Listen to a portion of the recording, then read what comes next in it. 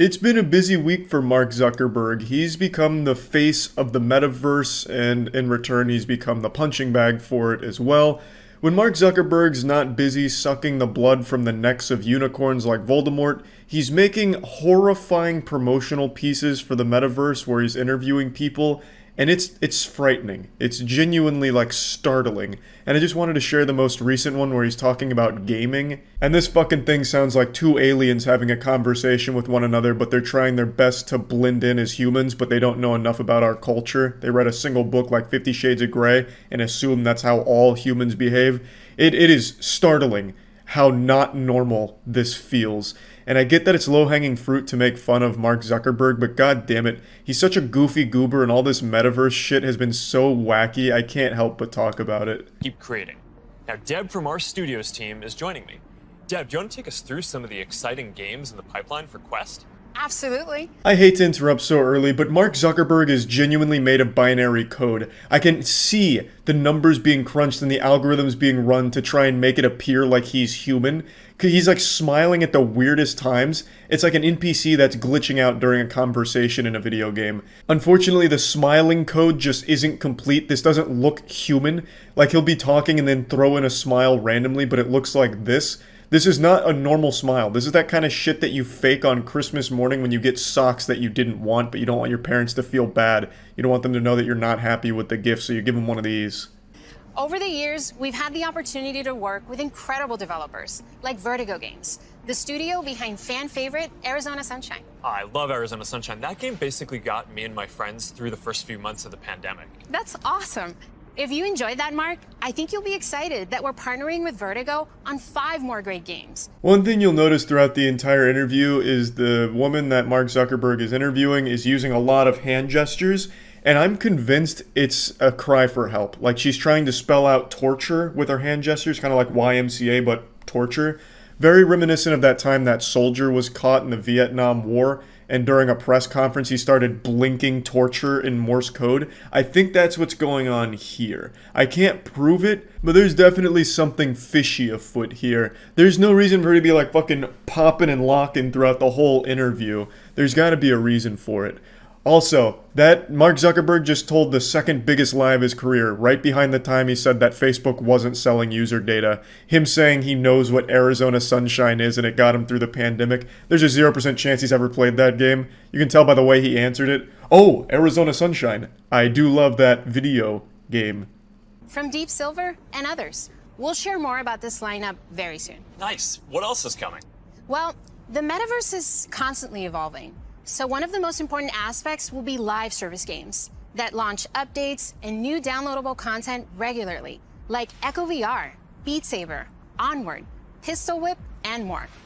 We're focused on this a lot right now. I don't know if those are hype announcements or anything, like someone right now hearing that and fucking pumping their fists like, yeah, Pistol Whip, let's go. The only game I know there is Beat Saber, and that game does slap for sure. I don't know exactly what's going to change about Beat Saber in the metaverse that isn't currently in Beat Saber, but god damn it, I mean, that sounds cool. But I think a cooler way to announce that would have been by doing literally anything else besides this. This just sounds like two Skyrim NPCs having a conversation. Making sure games can build out active communities.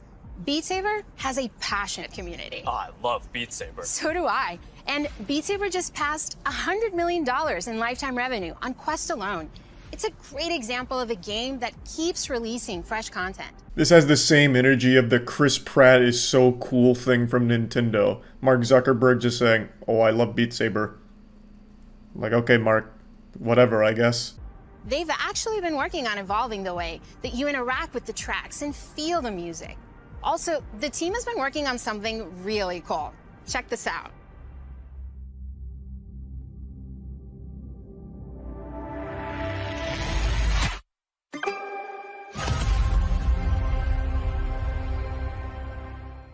I can't wait to play this. Oh, Jiminy Cricket, I cummed. Wow, I see why Mark Zuckerberg gave Beat Saber a stamp of approval with an announcement like that. Hooey! Like I said, I like Beat Saber as much as the next guy. I think Beat Saber is great. A fucking talented mapper once mapped the entire Shrek movie in Beat Saber to play through, so I think the game's incredible. But what the fuck is this? And they keep partnering with incredible artists to release new music packs all the time. Did you play the Billie Eilish music pack last month? A little more than I should have. I probably should have been working more on this metaverse presentation. Well, they have a great lineup of artists for 2022. And there's one more epic surprise before the end of the year. So stay tuned. Okay, have you played Population 1? I mean, yeah, I love the game so much that... For those who haven't... Ooh, shit. She just cucked the Zuck. Interrupted him as he was about to lie about liking another video game. Apparently he's a huge Billie Eilish fan, and she just came in and then fucking slapped the dick out of his hand there. He was about to go in like, oh yes, actually, Population Zero, one of my favorite games ever created. Of course, a masterpiece by all accounts. And she said, no sir, not on my watch, putting the kibosh on that shit right away. Interrupted him, and he never tries to get back in the conversation. She just takes it. She takes control. Population 1 is a thrilling battle royale that is only possible in VR. Since its launch at Connect last year, it has become one of the highest earning games on Quest and the biggest multiplayer FPS on the platform.